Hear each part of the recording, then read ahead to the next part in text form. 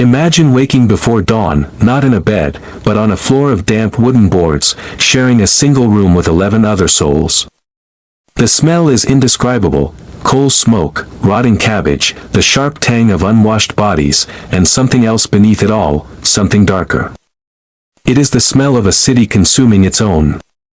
You are 7 years old. You are in Spitalfields. And today, like every day before it, survival is not guaranteed. This is not a story history has been eager to tell. But it is a story that must be told. By the middle of the 19th century, Spitalfields, nestled in London's East End, in the shadow of the silk trade's fading glory, had become one of the most densely populated and desperate neighborhoods on earth. What had once been a district of Huguenot weavers, skilled craftsmen who fled religious persecution in France and built elegant terraced homes along Fournier Street, had collapsed into something barely recognizable. The mechanization of the textile industry had gutted the handloom weaving trade. Families who had known modest dignity found themselves descending, generation by generation, into a poverty so complete it seemed almost architectural, built into the very bricks around them. If you are finding this history as powerful as it deserves to be, consider subscribing so that stories like this one are never forgotten. The children of Spitalfields were born into a world defined by a single brutal arithmetic: too many people, too little space, too little food, and never, ever enough time. In the rookeries, those labyrinthine courts and alleys bearing names like Flower and Dean Street and Thrall Street, entire families crowded into single rooms in lodging houses that charged a penny or tuppence a night.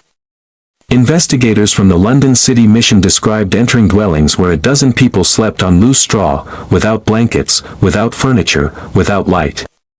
Children pressed together for warmth the way animals do. Not from tenderness, but from necessity. Hunger was not an occasional visitor here. It was a permanent resident. Breakfast, when it existed at all, was a scraping of bread, perhaps a smear of dripping if luck had been kind.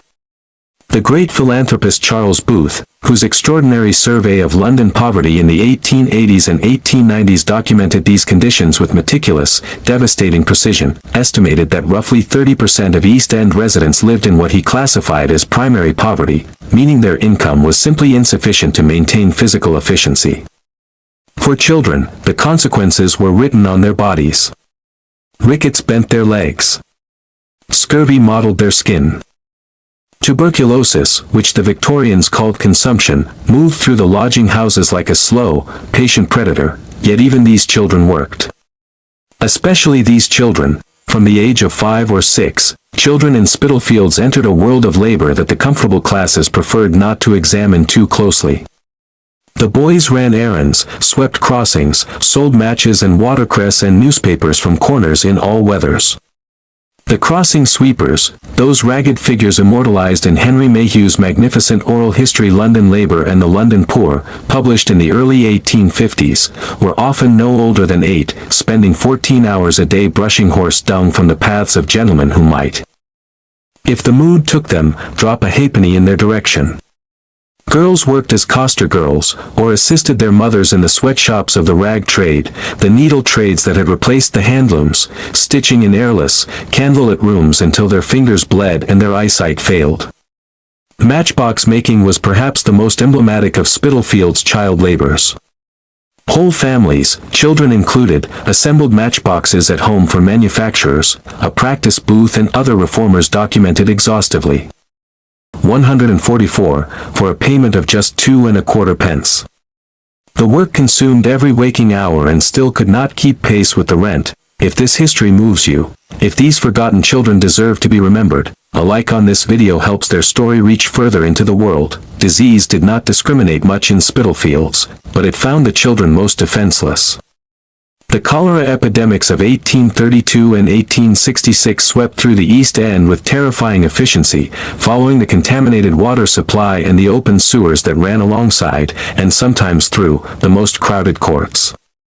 Dr. John Snow's famous mapping of the 1854 Soho outbreak had demonstrated the waterborne nature of cholera with scientific clarity. But sanitary reform moved slowly, and the poorest districts waited longest. Infant mortality in Spitalfields and the surrounding parishes was savage. Of children born in the most deprived courts, a significant number did not reach their 5th birthday.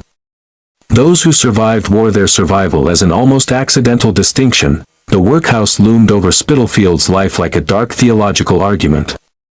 The Whitechapel Union Workhouse on South Grove and related institutions were governed by the principles of the 1834 Poor Law Amendment Act, which had been deliberately designed to make public relief so austere, so humiliating, so psychologically punishing that only the truly desperate would accept it.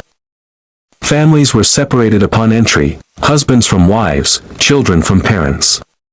The diet was calculated for bare subsistence. Children in the workhouse received education of a sort, rudimentary reading, writing, and religious instruction, but the institution's deeper purpose was deterrence, not rehabilitation. For many Spitalfields families, entering the workhouse meant the dissolution of the only thing poverty had left them, one another. And yet, against this darkness, something resisted. Social reformers, missionaries, and philanthropists descended on the East End with a fervor that was sometimes paternalistic, sometimes genuinely transformative. The Ragged School movement, championed most visibly by Anthony Ashley Cooper, the 7th Earl of Shaftesbury, established free schools for children who were too poor, too dirty, or too untamed to be admitted to conventional institutions. By the 1840s and 1850s, ragged schools operated across the East End, offering basic literacy, a hot meal, and, perhaps more critically, a few hours of warmth and relative safety to children whose days were otherwise spent navigating streets that offered neither. Dr. Thomas Barnardo arrived in the East End in 1866 initially to train as a missionary, encountered the scale of child destitution, and was permanently altered by it. His first home for destitute boys opened in Stepney Causeway in 1870, the beginning of an institution that would eventually care for thousands. These reformers did not solve the problem, but they witnessed it, recorded it, and insisted that the comfortable world acknowledge its existence. Stay with this story to its end.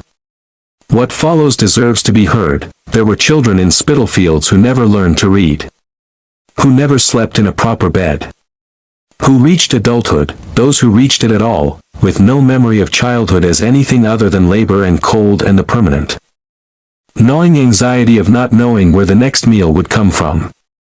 They moved through a city of extraordinary wealth, past the counting houses and the carriages and the gas-lit theaters, as though belonging to a different species of human being entirely.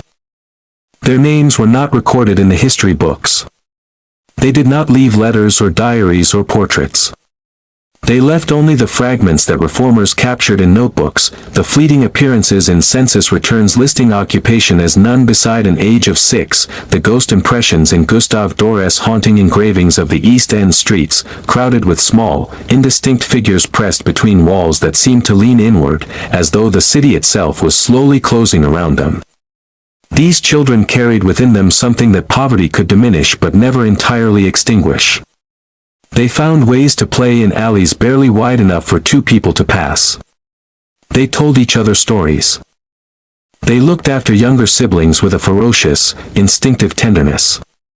They survived, when they survived, not because the world showed them mercy, but because the human capacity for endurance is, it turns out, almost incomprehensibly deep. The cobblestones of Spitalfields still exist beneath the East End streets.